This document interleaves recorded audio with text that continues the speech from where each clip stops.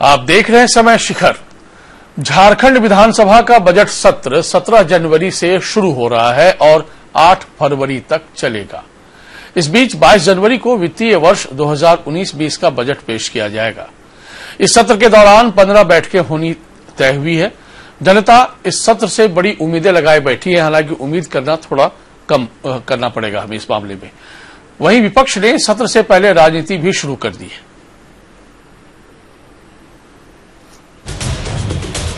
सरकार के फैसलों के विरोध में विपक्षी दलों ने विधानसभा की कार्रवाई को बीते 2 सत्रों में पूरी तरह से ठप रखा था।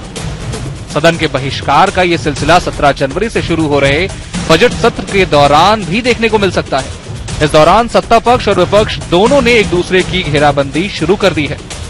इसकी एक झलक मंगलवार को विधानसभा अध्यक्ष की बुलाई गई सर्वदलीय बैठक में भी देखने को मिला, जब मुख्य विपक्षी दल जेएमएम इस बैठक में शामिल होने की बजाय सरकार के खिलाफ संघर्ष यात्रा निकालने में व्यस्त रहा। इसके अलावा जेवीएम के नेता भी नहीं पहुंचे, हालांकि कांग्रेस इसमें शामिल हुई। प्रतिपक्ष वो संघर्ष यात्रा में हैं, उनके प्रतिनिधि अगर आते तो बेहतर होता। मैं समझता हूं कि सदन किसी पार्टी की नहीं है, सदन सबों की है और पूरे राज्य के सर्वोच्च पंचायत है, जिसमें अपनी बातें आनी चाहिए। और माननीय अध्यक्ष महोदय ने अगर मीटिंग कॉल की थी कि सुचारू ढंग से कैसे चले, तो प्रयास ये होना चाहिए कि सभी की सहभागिता होती तो अच्छा लगता है। माननीय मुख्यमंत्री जी थे और सत्ता पक्ष के लोग तो आपके चौधरी जी भी थे और विपक्ष की ओर से सुखदेव भगत थी, और सारे लोगों का इस विचार आया, वंश आया कि निश्चित रूप से ये सत्र बढ़िया चले। सीएनटी एसपीटी पारा शिक्षकों की परमानेंट नियुक्ति समेत मांगों पर विपक्ष पहले से ही आंदोलित है। इस बीच झारखंड सरकार ने भी आर्थिक रूप से कमजोर सवर्णों को दिए गए केंद्र के 10% आरक्षण को भी लागू कर दिया है। जेएमएम इसे लॉलीपॉप बता रही है, तो वहीं बजट सत्र पर कटाक्ष भी कर रही है। जब सबको आरक्षण मिल गया तो आरक्षण का मतलब क्या हुआ? आज तो 98% लोगों को आरक्षण मिल चुका इनके कहे अनुसार। तो आज आरक्षण मिला किसको? आरक्षण का मतलब क्या होता है? सत्ता के विपक्ष में बैठ करके, सत्ता के गोद में बैठ करके ऐसा करते हैं, इनको जवाब देना पड़ा। आज इन्हीं की वजह से इस राज्य में कितनी दुर्दशा हुई पड़ी। सत्ता पक्ष और विपक्ष के जनता के हितैषी होने के अपने अपने दावों के बीच एक बार फिर लोगों की बजट सत्र पर उम्मीदें टिकी हैं। शायद सदन में जनता के दुख दर्द और उन्हें राहत पहुंचाने की चर्चा हो, जो राज्य का भविष्य सुनहरा बना सके। समय के लिए गढ़वा से विनय पांडे और रांची से नवीन कुमार के साथ ब्यूरो रिपोर्ट। अब ये झारखंड में राज्य की नियति ऐसी हो गई है कि विधानसभा सत्र आहूत तो हो जाता है, पर वो चलता नहीं है, वो बैठा रहता है अपनी जगह। वहां होता क्या है? दरअसल हंगामा, खूब हंगामा और एडजर्नमेंट। अब लोकतंत्र में इन्हीं तस्वीरों को देखने के लिए विधानसभा का गठन किया गया था क्या? लेकिन झारखंड में ऐसा आपको हमेशा पाया जाएगा। हम ये उम्मीद तो करते हैं, हम चाहते भी हैं कि सत्र चले, सुचारू रूप से चले, और जो 15 बैठकें तय हुई है वो भी संपन्न हो सफलतापूर्वक। लेकिन क्या ऐसा हो पाएगा? समझने की कोशिश करते हैं। हमारे साथ इस वक्त खास मेहमान मौजूद हैं। विनोद पांडे, आप जेएमएम के वरिष्ठ नेता हैं, प्रवक्ता, आपका बहुत स्वागत है। प्रेम मित्तल जी, आप बीजेपी के वरिष्ठ नेता हैं, आपका बहुत स्वागत है। डॉक्टर संजय कुमार, आप राजनीतिक विश्लेषक हैं, पटना से हमारे साथ बने हुए हैं। विनोद जी, ठीक है, राजनीति अपनी जगह होती है, आप संघर्ष यात्रा निकालें, क्योंकि आप मुख्य प्रतिपक्ष हैं और सरकार की नीति की आलोचना करने का आपको हक भी और होना भी चाहिए। यदि सरकार कहीं गलत है, आप करिए। लेकिन विधानसभा सभी दलों का होता है सर। अब एक सिस्टम बना हुआ है कि सर्वदलीय बैठक बुलाई जाती है, उसमें सबकी भागीदारी होती है, और होती है तो अच्छा लगता है, और यही तो लोकतंत्र की खूबसूरती है। आखिर उसमें भी पार्टिसिपेट करने में कौन सा अहंकार का टकराव हो रहा था सर?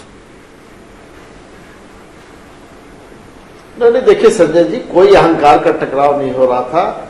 झारखंड मुक्ति मोर्चा का पहले से कार्यक्रम तय था, और आपको मालूम है कि तीसरे चरण का संघर्ष यात्रा हमारा प्रारंभ है 12 तारीख से लेकर के 16 तारीख तक, और इसी दरमियान सदन में बैठक रखी गई माननीय स्पीकर महोदय के द्वारा, और इसकी सूचना 2 दिन पहले हम लोगों को प्राप्त हुई है। तो ऐसी स्थिति में नेता प्रतिपक्ष का वहां पर पहुंचना संभव नहीं था, और कोई भी हमारे जो माननीय विधायक हैं वो यहाँ पर उपस्थित नहीं थे, इसलिए वहां नहीं जाता। ऐसी कोई बात नहीं है। आपने देखा होगा कि लगातार जो बैठकें होती है उसमें नेता प्रतिपक्ष स्वयं वहां पर उपस्थित रहते हैं। भले सदन के नेता वहां पर नहीं भी उपस्थित हो, लेकिन नेता प्रतिपक्ष वहां रहते हैं। लेकिन कल की बैठक में दुर्भाग्य से वो लोग नहीं पहुंच पाए, तो इसको इस नजर से नहीं देखा जाना चाहिए। विनोद जी, एक बार बताइए, आपकी पार्टी के कितने एमएलए हैं हाउस में? जी 19 एमएलए हैं। 19 हैं। ठीक है, आपकी पार्टी का एक कार्यक्रम था संघर्ष यात्रा का, जो पहले से ही घोषित कार्यक्रम था, और वहां आपके अध्यक्ष को वहां उस यात्रा में शामिल होना था, और हुए भी। क्या आपको लोकतंत्र को और मजबूत बनाए रखने के लिए इन 19 एमएलए में से कोई भी एक एमएलए नहीं मिला जो पार्टी के बिहाफ पर रिप्रेजेंट करता उसको? नहीं, देखिए संजय जी, लोकतंत्र की मजबूती की जहां तक बात है जी, उसके लिए हम लोग हमेशा से प्रयासरत रहते हैं, हमेशा कटिबद्ध रहते हैं। लेकिन अभी जो कार्यक्रम चल रहे हैं, ये आपको भी मालूम है कि चुनावी वर्ष है, और सारे विधायक, सारे पार्टी के नेता अपने अपने क्षेत्र में और अन्य जगहों पर जो कार्यक्रम चल रहे हैं, हमारे बूथ स्तर से लेकर के जिला स्तर तक सदस्यता अभियान का हमारा कार्यक्रम चल रहा है। सभी लोगों को उसमें माननीय विधायकों को प्रभारी बनाया गया है, सर, क्या और वो लोग अपने अपने क्षेत्र में उस कार्य को अंजाम दे रहे हैं। सर, क्या ये बात जरूर है कि नेता प्रतिपक्ष के तरफ से किसी को वहां मनोनीत किया जा सकता था, लेकिन चूंकि सारे लोग अपने अपने क्षेत्र में है, इसलिए उस बैठक में भाग नहीं लिया। गंभीरता से नहीं लिया गया, क्योंकि लेने की परंपरा रही नहीं है झारखंड में। लेकिन इसकी जो सूचना जो प्राप्त होती है दलों को, हम समझते हैं कि इसको और पहले दिया जाना चाहिए। सर, क्या एक महीना पहले नोटिस थोड़ी जाता है सर? वो तो 2-4 दिन पहले ही जाता है सर। वो तो उसमें अरे नहीं संजय जी, मैं 1 महीना की बात नहीं कर रहा हूं। आप भी इस बात को समझ रहे हैं कि हम 24 घंटे का अगर नोटिस दें तो आपने अभी कहा 48 घंटे पहले नोटिस मिला, 24 घंटे हो गया। अगर मान लीजिए,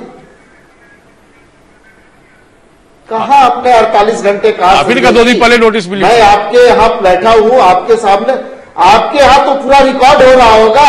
1 दिन पहले मिली नोटिस। आप पता देख ले कि मैंने 1 दिन पहले नोटिस मिली है, तो भी मेरा ये प्रश्न है। अब संजय जी स्थिति नहीं, अब स्थिति ये है कि अगर हमको सूचना समय पे मिल जाए तो निश्चित रूप से अगर नेता प्रतिपक्ष यहाँ उपस्थित नहीं है तो उनके जगह पर किसी न किसी को हम लोग वहां पर भेज सकते हैं। वही मैं कह रहा हूं। लेकिन वो भी माननीय सदस्य को भेज सकते हैं। जी, तो माननीय सदस्य जब यहाँ पर उपस्थित नहीं थे तो उनको नहीं भेजा जा सका। ठीक है, खैर डॉक्टर प्रेम मित्तल जी, क्या आपको लगता है कि इस पूरे मामले में जितना विनोद पांडे जी कह रहे हैं साफगोई से और बता रहे हैं उसको उसी रूप में मान लिया जाए, या फिर इसके आगे की भी कोई कहानी ऐसी हो जिसको कल से हम देख पाएंगे विधानसभा में? नहीं, अभी तो जो विनोद पांडे जी बोल रहे हैं उसको मानने के अलावा विकल्प क्या है? कल बैठक में नहीं आए और इनके कार्यक्रम पहले से तय थे, ये अभी लोग जान रहे हैं, तो अब जो ये कह रहे हैं तो उसी को मानना होगा। ऐसा तो है नहीं कि हर बात की हम आलोचना कर दें और माहौल को खराब कर दें। हम भी चाहते हैं कि विधानसभा का सत्र सुचारू रूप से चले, सबका सहयोग रहे, सबका पार्टिसिपेशन रहे, और जितनी जनता के सवाल है वो इस विधानसभा में आए। सर, ये तो अच्छी बात आपने कही। विनोद पांडे जी भी बहुत पॉजिटिव वे में, बहुत सकारात्मक वे में। सर, क्या है ना, विनोद पांडे जी भी इस बात से फिलहाल तो सहमति जताएंगे, विधानसभा का सत्र और आप भी सहमति जताएंगे, लेकिन सवाल दूसरा है। नहीं, बिल्कुल सहमत सर, लेकिन वही मैं कह रहा हूं, लेकिन दिक्कत कहां पे आती है? जब कल सत्र शुरू होगा और कल के बाद से जब एक हंगामे की शक्ल अख्तियार करता हुआ यदि नजर आता है, जो कि अब तक देखा जा रहा है, तो फिर तकलीफ होगी कि नहीं होगी? सर प्रेम मित्तल जी, नहीं, सत्र तो ठीक से चलना चाहिए, मैं आग्रह करूंगा सभी से। मैंने कहा कि हम सकारात्मक पॉजिटिव वे में इस रूप में आगे बढ़ रहे हैं कि सत्र सही ढंग से सुचारू रूप से चले। और मैंने कहा, जैसा आपने भी सवाल उठाए इनकी अनुपस्थिति पर, उसके बावजूद हम कोई कमेंट नहीं कर रहे हैं उसके ऊपर, इसलिए कि सत्र सुचारू रूप से चले, ये हमारी इच्छा है। देखिए क्या है ना, अनुभव के आधार पर ही चीजें आगे तय होती है, और इस अनुभव को आप नए अनुभव में तब्दील करें तो ज्यादा खुशी होगी विनोद पांडे जी झारखंड को। नहीं, देखिए संजय जी, सत्र चले, ये चाहे वो पक्ष हो चाहे विपक्ष हो, ये सभी चाहते हैं। चलता क्यों नहीं? मंशा क्या है? मंशा मैंने इसलिए कहा कि जो सत्ता पक्ष होता है, सत्र चलाने की जिम्मेवारी ज्यादा सत्ता पक्ष की होती है। अब सत्ता पक्ष के द्वारा बहुत से ऐसे विषय लाए जाते हैं जो इस राज्य के आम आवाम के, यानी जो मूलवासी हैं, जो आदिवासी हैं, उनके अस्तित्व को समाप्त करने वाला होता है। मैं 2-3 विषय आपके सामने रखना चाहूंगा संजय जी। आपने देखा होगा कि इस राज्य में सदन के अंदर में सीएनटी एसपीटी एक्ट में संशोधन लाया गया, दूसरा संशोधन लाया गया भूमि अधिग्रहण संशोधन लाया गया, तीसरा लाया गया कि स्कूल का विलय, और स्कूल का विलय के नाम पर स्कूल को बंद करने का निर्णय लिया गया, सरकार के द्वारा शराब बेचने का निर्णय लिया गया। तो इन विषयों पर अगर विपक्ष सत्ता पक्ष को घेरने का काम करता है, सत्ता पक्ष को आईना दिखाने का काम करता है, तो उसको सत्ता पक्ष के द्वारा यह आरोप लगाया जाता है कि सदन विपक्ष सदन को नहीं चलने देना चाहता। घेरने का मैं आपको बता दूं, मैं प्रमाणित कर देता हूं कि जिन जिन विषयों को लेकर के सदन बाधित रहा, संजय जी, जिन जिन विषयों को लेकर के सदन बाधित रहा, चाहे सीएनटी एसपीटी एक्ट की बात करें, चाहे हम शराब बेचने के सरकार के निर्णय की बात करें, स्कूल के विलय की बात करें, इन सभी विषयों पर सरकार को यू टर्न लेना पड़ा और उनको अपना ये विधेयक वापस लेना पड़ा। ये है विपक्ष के सर, वहां पर सदन को सदन सवाल कर लूं आपसे, जो आपको हंगामा दिखा, जो बाधित करने का आरोप हम लोग झेल रहे हैं। सर मैं सवाल कर लेता हूं। दरअसल जो आप प्रेम जी, मैं आपके पास आ रहा हूं, प्रेम जी मैं आ रहा हूं आपके पास। जरा सा मैं एक सवाल कर लेता हूं, छोटा सवाल, छोटा सा जवाब लूंगा, फिर मैं आप ही से जवाब लेता हूं, उसके बाद डॉक्टर संजय कुमार के पास हम चलेंगे। सर जो बातें आपने कही ना, ठीक है, विपक्ष की एक भूमिका होती है। आपने सरकार को घेरा, हंगामा किया, आपने सरकार को घेरा और विपक्ष ने सरकार को घेरा ही नहीं, हंगामा ही किया, चर्चा नहीं की। अब चर्चा करने से तो पता चलता ना सदन आखिर आहूत होता क्यों है। संजय जी मेरी बात को आप पूरी तरह से सुन ले। अगर सरकार चाहती कि वहां पर उस विषय पर बहस हो, तब तो आप बहस कीजिएगा। सरकार की नीयत ही नहीं थी बहस करने की, और जब विपक्ष विरोध करते रहा, सिर्फ सदन में ही नहीं, सदन में और सदन के बाहर सड़कों पर भी इसका विरोध हुआ, तब सरकार को मजबूरन इन सभी विषयों को वापस लेना पड़ा। संजय जी जवाब दीजिए, ये विपक्ष की नियत है। और प्रेम जी जवाब देखिए, आप कोई भी विषय विधानसभा में उठाइए, विधानसभा सबकी है, केवल सत्ता पक्ष की नहीं है, विपक्ष की भी है। कहना है कि सरकार की नियत ही नहीं चर्चा कराने की, तो कहां से होगी? को मौका मिलना चाहिए। नहीं, नियत क्यों नहीं है? सरकार सारे विषयों पर चर्चा करना चाहती है, लेकिन विधि सम्मत तरीके से कैसे सर, कौन सा वो तरीका होगा सहयोग करे और पता चलेगा कि आप चर्चा कराना चाहते हैं? कम से कम प्रश्न काल को बाधित नहीं करे। अब हंगामा प्रमाणित करवा देते हैं, विधानसभा की कार्रवाई को स्थगित करवा देते हैं। विधानसभा चले, चर्चा हो, जी मैं आपके पास रुक करूं, कम से कम बाधित नहीं हो, ध्यानाकर्षण प्रस्ताव आते हैं वो बाधित नहीं हो, सभी के सवाल रहते हैं ना। 81 विधायक वैधानिक तरीके होते हैं, बात सही है, उसको भी फॉलो करने की आवश्यकता है और सब पर लागू होता है। विनोद जी मैं आपके पास आ रहा हूं, डॉक्टर संजय कुमार को इसमें शामिल कर लूं, मैं आ रहा हूं सर, उसके बाद आप ही के पास आ रहा हूं। डॉक्टर संजय कुमार, आपने दोनों मेहमानों की बात सुनी, विश्लेषण अपने मन में आप कर भी रहे होंगे। ये जो चर्चा हो रही है, जहां की एक सॉफ्टनेस नजर तो आ रहा है, लेकिन क्या होता है ना कि जैसे ही विधानसभा पटल पर पहुंचते हैं लोग, विधानसभा भवन में, वो कहां चला जाता है, अजीब सा गर्म रुख हो जाता है तमाम नेताओं के। क्या माना जाए विधानसभा सत्र, जो बजट सत्र हो रहा है उसको लेकर?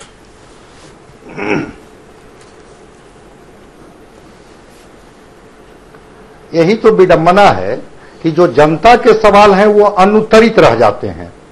पक्ष और विपक्ष के अपने ईगो सेटिस्फाइड होते हैं।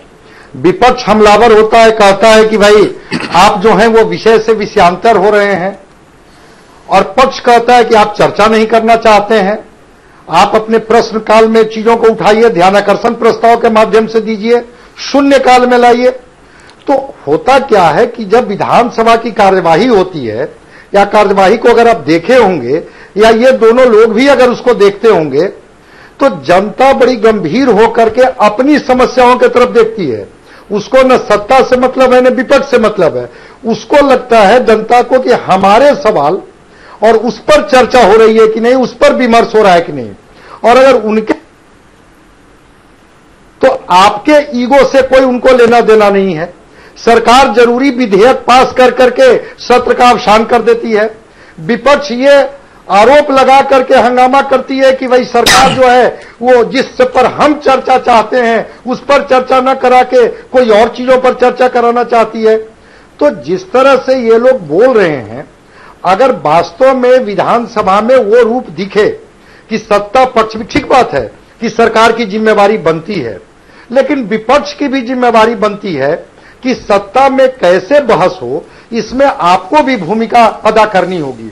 और सरकार और विपक्ष दोनों मिलकर के जब चाहेंगे तो जनता के सवाल तो जनता के ही हैं, चाहे वो पक्ष लेकर के बहस करे या सत्ता पक्ष सरकार करे, लेकिन होता नहीं है। तो अगर इस बजट सेशन में भी संयम बरतते हैं और बरत कर करके सरकार भी थोड़ा उदार हृदय दिखाती है। अभी एक बात बड़ी अच्छी लगी, विनोद पांडे जी ने कहा कि नहीं, बतौर प्रतिपक्ष के नेता के तौर पर सर्वदलीय बैठक में उनको भाग लेनी चाहिए थी। ठीक है, पहले से प्रोग्राम फिक्स था, वो नहीं जा पाए। बड़ा अच्छा लगा हमको कि ठीक है, इन्होंने अपनी लाचारी व्यक्त की और ये कहा भी कि हाँ हमें जानी चाहिए थी स्पीकर के साथ बैठ करके, और जो कैसे हमारा जो आगे की स्ट्रेटजी होगी इस पर हम लोग बात करते। फिर सत्ता पक्ष के तरफ से भी प्रेम मित्तल जी ने बड़ी अच्छी बात कही कि चलिए अगर वो शामिल नहीं हुए कोई बात नहीं है, ये परिस्थितियां रही होगी, हम लोग विधानसभा में बेहतर तरीके से। तो अगर ये रुख विधानसभा में दिखे तब तो बहुत अच्छा है, लेकिन विधानसभा में जाते ही जिस परंपरा की बात बार बार आप कर रहे हैं कि तुरंत एग्रेसिव हो करके और उस परंपरा का जब हिस्सा बनने लगते हैं तो जनता ठगी हुई महसूस करती है। लगता है कि हमारे या फिर जनता को यही अच्छा लगता है क्या विनोद जी? सरकार जरूरी विधेयक पास की, सत्र का अवसान हो गया, मिला तो कुछ नहीं। जी विनोद जी, क्या है ना, अच्छा नहीं लगता है, जनता तो चाहती है। ठीक, क्या है ना कि आप जरा सा झारखंड को याद दिला दीजिए कि आखिरी बहस कब हुई थी विधानसभा में इस मौजूदा सरकार कार्यकाल में? नहीं, देखिए बहस तो संजय जी ऐसा नहीं है कि पूरा विधानसभा का जो भी सत्र रहता है वो सत्र सिर्फ हंगामे का भेंट चलता है, ऐसा नहीं है। सरकार बहस कब हुई थी तो पूछ रहा हूं सर। संजय जी बहुत बारीकी से समझने की बात है। संजय जी आप देखेंगे कि सरकार को जब अपनी जरूरत होती है, चाहे वो अनुपूरक बजट लाना हो या आम बजट हो या सरकार का जो भी बिजनेस होता है, वो हर चीज को अपना बहुमत के आधार पर उसको पास करा लेती है। आपने देखा होगा कि अभी 3 दिन का एक सत्र चला था, उसमें सरकार ने सिर्फ एक काम किया कि जो उसका अनुपूरक बजट था उसको उन्होंने पास कराने का काम किया। और ये जो सत्र अभी प्रारंभ होने जा रहा है 17 तारीख से संजय जी, उसमें भी सरकार सबसे पहले अपना अनुपूरक बजट पेश कर देगी, अनुपूरक बजट पास कराएगी और 22 तारीख को आम बजट पेश करके और उस पर कोई जो बहस होना है होगा, नहीं होना है अगर कोई ऐसा विषय सामने आ गया तो आप देखेंगे कि फिर से वही मामला। यानी देखिए इस राज्य में बहुत से ज्वलंत विषय हैं जिसको सरकार बार बार छेड़ने का काम करती है और कुछ विषयों पर तो सरकार ने यू टर्न लिया, सरकार को मुंह की खानी पड़ी है। इससे ये साबित होता है कि विपक्ष ने जिन विषयों को उठाया है, जिन विषयों के लिए विपक्ष के ऊपर में आरोप लगे हैं, वो विषय सही साबित हुए, विपक्ष का आरोप सही साबित हुआ है। ठीक सर, रुकिए, मैं आपको रोक रहा हूं। लास्ट बहस कब हुआ, ये ऐसा नहीं है, हर सत्र में वहां बहस होता है, कुछ विषयों को लेकर के विरोधाभास रहता है। सर क्या है ना विनोद जी, सवाल आते हैं और विपक्ष के द्वारा संजय जी विपक्ष के द्वारा बहस करने के लिए देखिए दो तीन वैधानिक तरीके हैं। ध्यान आकर्षण प्रस्ताव अगर विपक्ष के द्वारा लाया जाता है उसको खारिज कर दिया जाता है, कटौती प्रस्ताव लाया जाता है उस पर हो हंगामा होता है, उस पर बहस नहीं होता है। तो आखिर विपक्ष के पास कौन सा रास्ता बचता है कि वो सरकार से हर विषय पर चर्चा करे? आप बता दीजिए। आपके इस तर्क में दम है। प्रेम मित्तल जी, क्या है कि जहां तक मुझे स्मरण आ रहा है, संभव हो यदि मैं गलत हूं तो मुझे अभी करेक्ट कर दीजिएगा, 2016 के मॉनसून सत्र से लेकर अब तक झारखंड की जनता ने विधानसभा में बहस को ठीक से ना तो सुन पाए, वो न देख पाए। झारखंड विधानसभा में सत्र सुचारू रूप से नहीं चला। अब 2019 का बजट सत्र भी आ रहा है, लगभग 2.5-3 साल हो गए उसके, तो सर निराशा नहीं होती है क्या? निश्चित रूप से जनता को निराशा होनी ही है संजय जी। जी। ये आपने बिल्कुल सही कहा। पूरे कार्यकाल में आप देख लीजिए, एक दो सत्र की बात अगर छोड़ दीजिए तो सभी हंगामे की भेंट चढ़े हैं। इसलिए जनता के सवाल विधानसभा में आने चाहिए, सरकार का जवाब उन पर आना चाहिए। अगर सवाल प्रश्नकाल नहीं होगा, ध्यानाकर्षण नहीं होगा, ये सारी चीजें डिस्टर्ब हो जाएगी तो जनता के सवाल आएंगे कहां से? और इन सवाल के माध्यम से समाधान भी होते हैं सर, तो वो सारी चीजें तो रुक जाती है। लेकिन प्रेम मित्तल जी क्या है ना, फिर मैं कहूंगा हाँ जी कि अभी नया साल है, मैं आग्रह करूंगा विपक्ष के नेताओं से कि नया साल है, सरकार का भी अंतिम वर्ष है, अभी तो और भी सत्र होंगे, लेकिन नया साल है। आप इस विधानसभा के इस सत्र को कम से कम एक सार्थक सत्र बनाइए, हंगामे की भेंट न चढ़ाएं और कार्रवाई को चलने दे और सार्थक बहस होने दे, ताकि जनता के सवाल और जनता को आशा हो, निराशा न हो। लेकिन प्रेम मित्तल जी क्या है ना कि ये प्रश्न सरकार पर भी उठते हैं और ज्यादा उठते हैं। विपक्ष का जो कहना है कि आपके लिए वो कंफर्ट जोन होता है कि किसी भी मुद्दे पर सदन में बहस ना हो, इसीलिए जो वैधानिक प्रक्रिया विपक्ष अपनाता है तब भी आपकी सरकार जो है उसको सही रूप से अमल में लाने की कोशिश नहीं करते हैं। तो विपक्ष के पास फिर रास्ता क्या बचता है सिवाय हंगामा करने के और फिर हाउस को एडजर्न कराने के? इसका तो कुछ ठोस तर्क और जवाब देना होगा सरकार को सर। देखिए, कल भी मंत्रणा समिति की बैठक होगी और कार्य मंत्रणा समिति की बैठक में इस ढंग के विषयों पर भी चर्चा हो सकती है और विषय को निर्धारित किया जा सकता है कब कौन सा विषय आएगा। लेकिन सारी चीजों की व्यवस्थाएं है विधानसभा के सिस्टम में, सारी नहीं हर बार कार्य मंत्रणा समिति की बैठक होती है, लेकिन हर बार आते हैं मुद्दे उसमें, लेकिन हर बार वो नहीं चल पाता है, क्यों? यही तो बड़ा सवाल है। ये तो सदन के अंदर में ये तो संजय जी रोज का है, कार्य मंत्रणा की बैठक तो लगातार होती है और उसमें पक्ष के लोग भी है, विपक्ष के लोग भी है, तो उसमें जो भी चीजें तय होती है वो सदन के अंदर में सरकार भी उसको नहीं मानती है और जो विपक्ष के लोग हैं वो चाहते हैं कि इस पर सार्थक बहस हो, वो भी नहीं हो पाता है। विपक्ष के लोग मान लेते हैं क्या? नहीं, सार्थक बहस तो विपक्ष चाहता ही है। विपक्ष अगर बहस से भागेगा तो उसके विषय कहां से आ पाएंगे? सत्ता पक्ष तो अपना काम और अपने लोगों का जो विषय है उसको किसी न किसी माध्यम से। मैं धन्यवाद करता हूं विनोद जी आपका, धन्यवाद करता हूं प्रेम मित्तल जी आपका, धन्यवाद करता हूं डॉक्टर संजय कुमार आपका। लेकिन इस राज्य की नियति ऐसी ना हो कि हम ढूंढते रह जाएं कि कभी सार्थक चर्चा यहां हो पाएगी। और ये सब हमारे राजनेताओं के ही हाथ में है कि जिसके लिए वो जिम्मेवार हैं, जवाबदेह हैं। सड़क पर संघर्ष जरूर कीजिए, पर विधानसभा में तर्कों के आधार पर घेरिए। और सरकार की सबसे बड़ी जवाबदेही ये बनती है और जिम्मेवारी भी बनती है, तभी जवाबदेही तय होती है।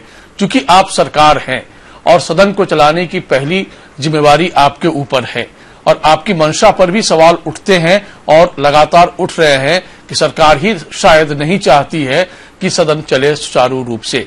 विपक्ष इस बात को लेकर बार बार आरोप लगाता है, हर सत्र में लगाता है और इस बार भी आरोपों की शुरुआत हो गई है। तो क्या शुरू होने वाला बजट सत्र फिर से हंगामे की भेंट चढ़ेगा? और यदि चढ़ता है हंगामे की भेंट तो फिर विश्वास मानिए उन्हीं परंपराओं और उन्हीं अनुभवों को झारखंड आगे बढ़ाकर ले जाएगा। बेशक चाहे साल और तारीखें बदल गई हों, 2019 में हम आ चुके हैं और फिर बजट सत्र का हम गवाह बनने जा रहे हैं। उम्मीद करेंगे कि लोकतंत्र को मजबूत करने के लिए विधानसभा सत्र सुचारू रूप से चले। हमारी भी शुभकामना है राजनीति को।